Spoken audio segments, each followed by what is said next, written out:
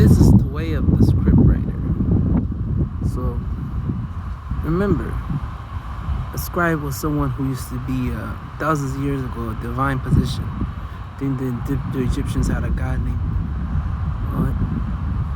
I use a demonic device. Like in English, you say Thoth is like a promiscuous woman, right? A modern day harlot. And then it kind of like Thoth. It's Thoth. Thoth's a thotty. I saw that meme where that Thoth is like that bird, Egyptian god, with that long beak. He had like a thotty mini skirt. I just, I remember that. Fortunately, humor is fortunately, it's a good mnemonic device that helps you remember random information that could help you. But yes. How many years do you spend learning how to write? We're a society that prides ourselves in literacy, right? So I think America now currently has a good high literacy. I need to check the statistics, but I'm assuming it's more than 50%. But I think back in Egyptian times, it was probably a lot less, maybe 5% of the population. They were viewed maybe as because you know how we look at coding right now as something very as a profession. That was kind of like their equivalent, like their scribes were their era's coders who were dealing with technology that most people didn't understand, like the average person, I guess, and I'm not an expert in this, and I'm generalizing a lot of things, and I know there's people who know a lot more than me. I have no credentials other than I just like to study stuff, and hey, if you have something that I don't have, please share with me, respectfully, teach me something that I didn't see, or you could add to it too. But I'll continue with what I was going to talk about. So we spend so much money on you learning how to write, and utilize it. For me, I show you something. I write a lot, and I do bullet journaling. I was doing bullet journaling even before I discovered it was called bullet journaling. But yeah, these are like random things. I've been doing this for 4 years, and it's helped me a lot. It makes me see I read a lot of books, and the key to reading a lot of books is just keep reading and don't stop, I know it sounds really easy, but yeah, you'd be surprised. But oh man, what else? Make sure what you're reading you find joy in it. Like, I read things that I find joy. I don't read things that are too heavy, saturated with technical jargon, where I'm like, my mind is exploding. You could have just told it in simple words, but they choose to bury it in very scientific jargon. I don't know what's the right word for it, but I apologize.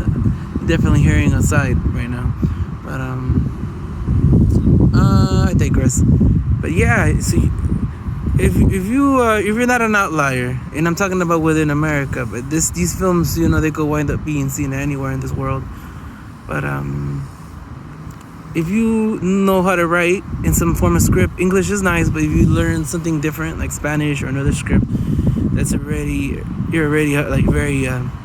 it's very advanced technology you've been giving. I know you don't think it is, but it is. I remember. I think I look into this, but I feel like if you are a farmer, you live a life revolving around agriculture. Your skills are really honed towards kinesthetic skills. Like you recognize patterns in the seasons. Like, if you live in a city, you can't even tell what season you're in. Especially, I don't know. I mean, in terms of the sun, right? Most people, you can feel the weather. Most people even fail to see that the sun goes like this because of the wobble of the earth, right? Changing of the seasons. Most people don't even know the passing of the equinoxes. Isn't that an insult? People are not dumb. Just, they don't think that's important. But a lot of ancient societies did, I remember there was a temple in India. Now I gotta look for the name of it. But when the sun goes down at the equinox, the sun will go through the holes like that. And I was like, wow, that's incredibly complex. And didn't have no artificial AIs or nothing. They just had like pure human brain power. You know, to me that's you know. And yeah, I mean, so this is why I wanted to say. So if you know how to write, then you're already have something very beautiful that you've been given, you know, that you worked for, and that it's a very it's like a superpower, but we forget it's a superpower. There's a reason why they say the pen is mightier than the sword, but not in hand-to-hand combat. The sword would like cut your hand off, right? But with a pen, you're able to like convince 1,000 people to defend you and beat the shit out of the guy with the sword, you know. I don't know, I'm just being silly, but yeah, you can do a lot of shit with the pen, you know. And I think kind of like your smartphone now is like your modern day pen. Like I guess words originally were used to convey the like this, like what I'm trying to do. Like this could be viewed as a form of a book, you know, but it's just me talking to you. Like, and that's what a book is. I always felt when you open a book, you're really conversing with the author, you know, whoever the author is. You know, sometimes the author likes to take themselves out of the story and put it like a, what is it, first person, second person, third person narrative, one of those three, I don't remember. But there's still somebody wrote it, you know. I took a being to grab it with their hands and like manipulate the pen, you know. Like I have this pen here, and you know, like I like pens, man.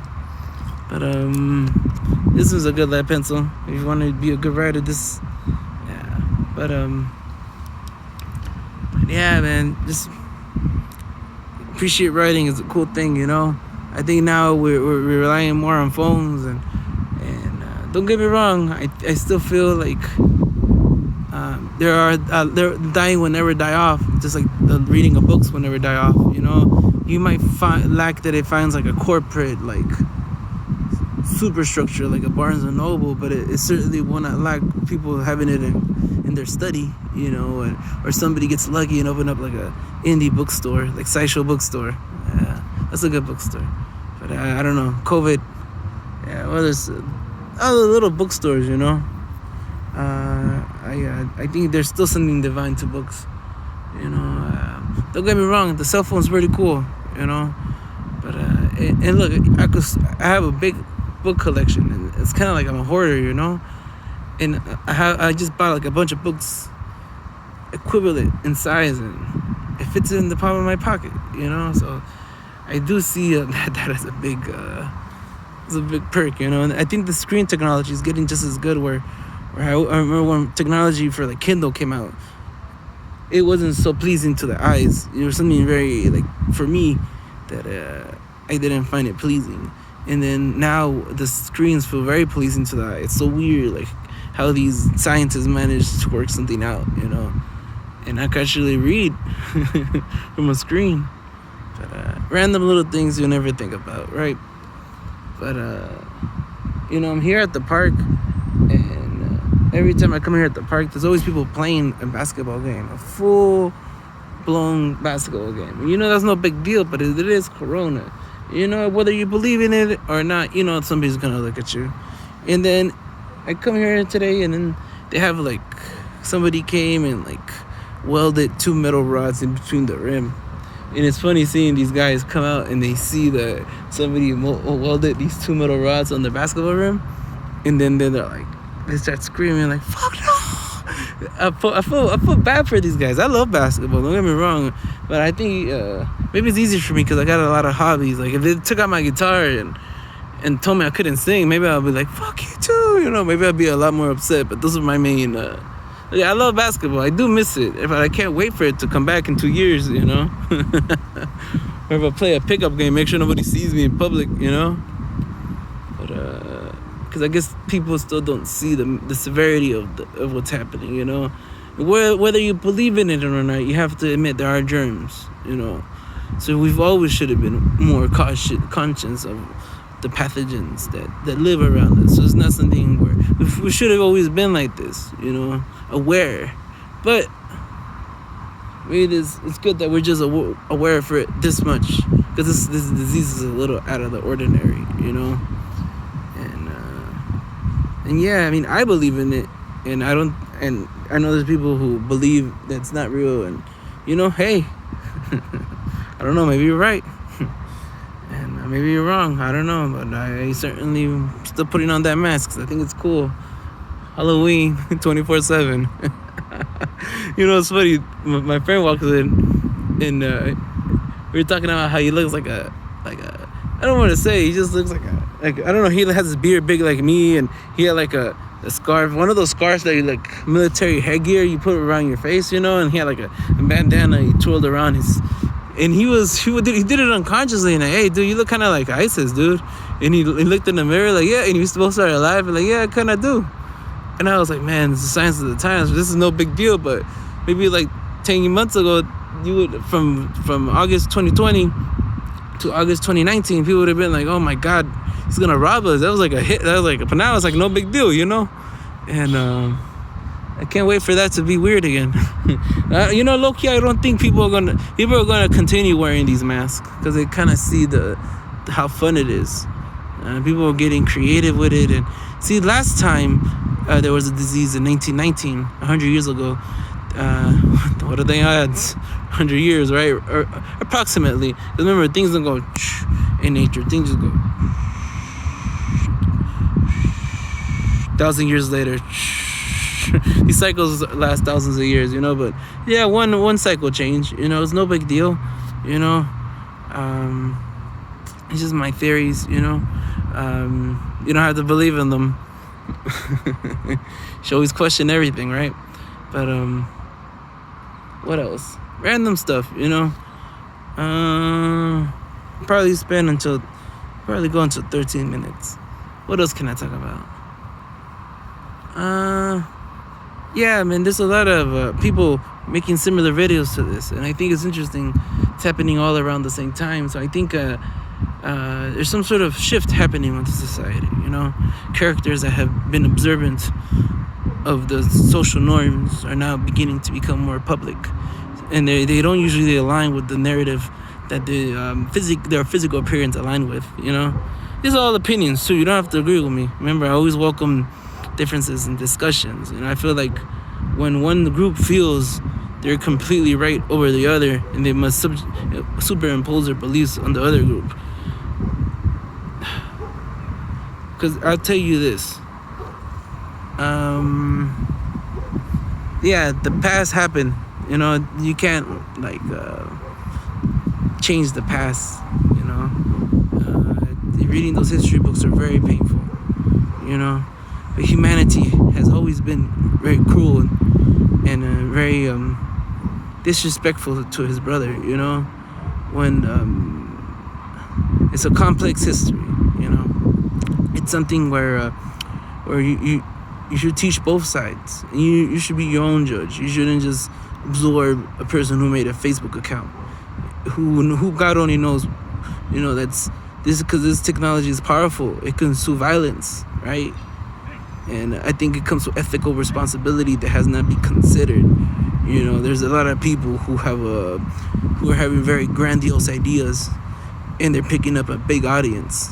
That and don't get me wrong, I like grandiose ideas, but I feel like your grandiose ideas should be challenged with other grandiose ideas, and don't be so and then you go this goes to either the left or the right, you know.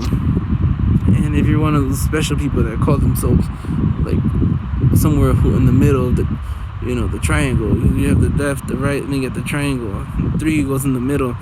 If you feel you're like somewhere in the middle, you know, I feel like it's I'll give you this advice. You know, like I study history, and I learned that I've developed strong opinions, and my conclusion is that we have to forgive, but don't forget. We have to forgive, but don't forget. And when I mean forgive is, yeah, you really have to forgive. You have to let go. And it's not going to be easy. And you can't expect it to happen with a switch of a button. You know, it was a hard fight taking off these chains. And it's going to be, you're going to need time to heal from them. We're in the beginning stages of the healing process, right? you'll be very surprised to my left brothers that your right brothers have an intelligence that are rivaling yours. You know, just in my opinion. You don't have to agree with me. I remember I welcome disagreements, right? But you know, and I think it's important for you guys to be respectful for one another, right? Because hey, if you want to fight, I also am like Krishna, who tells Arjuna, go out and fight, man. Is that what you really want to do? Yeah, Antifa, you know the U.S. military is definitely win. You know, I know you guys are brave, but we have a military-industrial complex for a reason. You know, America is one of those countries where we could have won the Vietnam War. We had like 100,000 nukes. Think how easily it is. Like, you drop 2, you're like, oh shit, those shits are powerful. Think of the guilt. Like, you're like a guy who like developed that bomb, and like, there really was a guy, like, and he just discovered your ideas were used to like kill hundreds of thousands of people within an instant second, you know. And look at the footage in Lebanon, in Beirut, you know, the footage of it was very sad, you know, and it didn't look real. It looked like something you read from a book, you know, to like describe, like, you know, Sodom and Gomorrah, you know, like just like the pandemic, you know, the pandemic was viewed as something very in the past, you know, just like, oh, they won't ever happen again. That's something our ancestors should go through. Well, that's where we're at. And, you know, I'll tell you this, you know, we're suffering with one that has a mortality rate of 5%. The native people here, so this is why I say don't forget, had a mortality rate, I'm going to be very generous, maybe just say 60% of the population died. That's still incredibly a lot. That means out of 10 people, 6 people died. Your society's infrastructures are crumbling. There's an invading army, you know, and they have white skin, blue eyes, and blonde curly hair, right? That's the truth. You cannot deny and say that did not happen. You have to understand that the people, the descendants of the people whose atrocities have been committed to, we need time to heal, and everybody's not gonna heal all at once. A lot of people won't heal in this lifetime, right? And I do see a lot of restraint within the people who have views who different than the one I'm expressing, you know, because there's a lot of disrespect coming from the left. You're like, I think debate in a position is needed. I will even argue language. I mean, with my real friends, I feel like we speak in a way that might seem rude to one another if somebody doesn't recognize it, but it's actually how friends speak sometimes. You know, we're laughing and we're having, like, kind of like how Kevin Hart goes at it with Shaquille O'Neal, you know. And I think Kevin Hart wins because Kevin Hart's a comedian. But Shaq does a pretty good job, I'm not gonna lie. Shaq he's a super athlete, so he's an athlete. Look, he challenged Oscar de la Hoya. Shaq was on his knees. He's still the same height. Oh man, but I digress, man. I'm just trying to bring a little light, because I mean, this is the horrors of the past, but I do feel the left believes that they're dealing with an opponent that's from the 1960s, but they don't understand that not at all. There's a couple of elders within that community, but they're not the ones in control.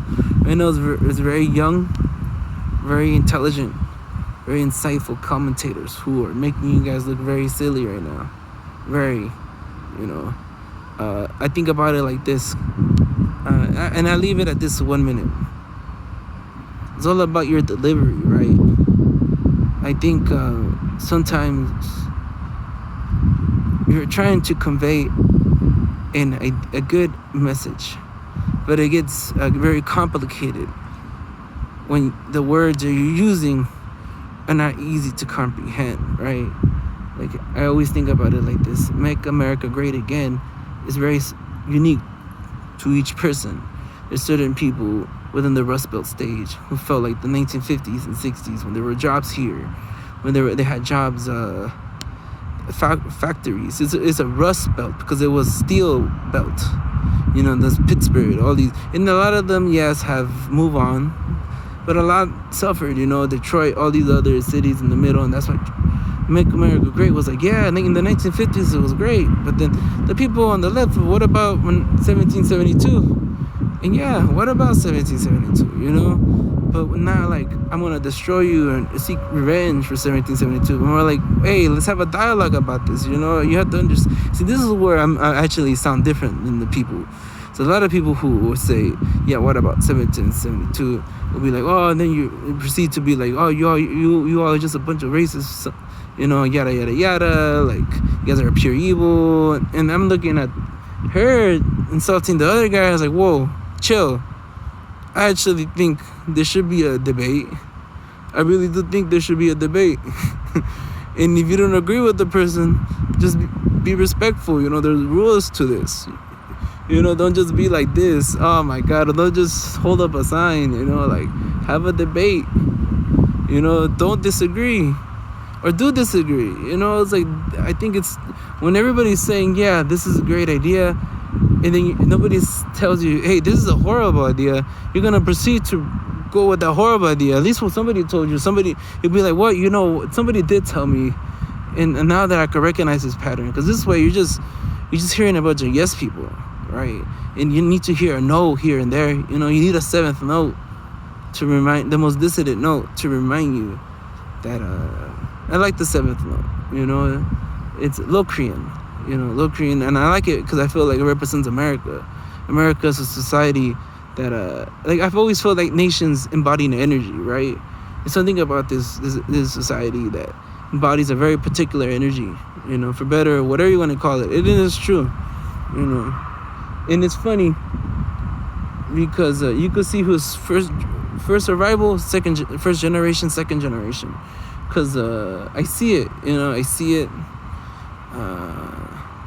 I see new archetypes arriving, and I see old ones flying to the new worlds, you know. I see new ones being born, and old ones, well, the stars dimming. So, you know, it seems kind of weird, but you know, it feels good to be alive. And just appreciate every day, because even young people, you know, your star got absorbed into a black hole that you didn't see, and like, there goes your billion years. So you only last, instead of 5 billion, you only lasted 2 billion. You know, but even they're finite beings, an extraordinary way of looking at it. But I don't know, it's weird. You know, it's weird things that make me want to cry. Doesn't make sense. You know, having these kind of superpowers and suck, especially trying to work, and then like you're just a cashier and like, you're just in tears and like, why are you crying? And like, you gotta understand, I just saw into the person's eyes and I saw a very divine being. You know, like, you know, these guys, people then like, what the fuck's wrong with you, man? Like, I don't know. I wish I knew. You know, but now that I'm 31, I don't think it's bad. I learned that first, let's go somewhere else. You know, don't fuck it. Yeah, I gotta walk away, you know. And then second, just